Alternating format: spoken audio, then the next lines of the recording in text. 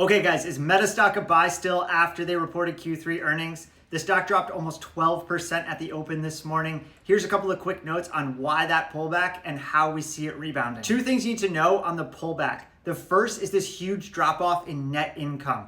If you pull up Meta's quarterly net income chart, you'll see this massive drop of $15-16 billion, leaving investors to be like, what the hell went down in the quarter? The answer, taxes. Because of the big, beautiful bill, Meta had to do a tax restructuring to the tune of like $15+ billion. This is a one-time thing, had nothing to do with the performance of the business throughout the quarter, and Meta should actually get a better tax rate going forward. There's more to the story though, which brings us to the second catalyst behind the move. Meta is spending heavily when it comes to AI. Maybe you've seen the plans for the Louisiana data center. They overlaid it over a map of Manhattan to kind of showcase the size and scope of this thing.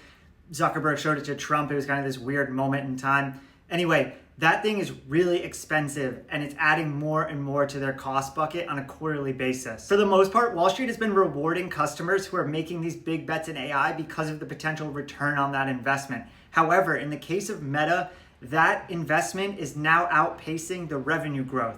So for example, revenue this quarter grew by 24% and the expenses grew by 32%, and that's making people nervous. That said, we continue to like Meta because when you put aside that one-time tax restructuring, they had a great quarter. They actually beat on revenue and earnings per share when you run the numbers that way. Revenue came in at $52.2 billion, about 4% above Wall Street's expectations, and earnings per share would be $7.25 versus the $6.66 expected. Okay, lastly, Reality Labs. This is the group behind the Oakleys and the Ray-Bans. While the revenue that they're pulling in is extremely small, it grew by 74% year over year. So that growth rate is something we're going to continue to watch because even though the revenue is so small, if it continues to grow like that, it's going to become a meaningful contributor to the overall revenue.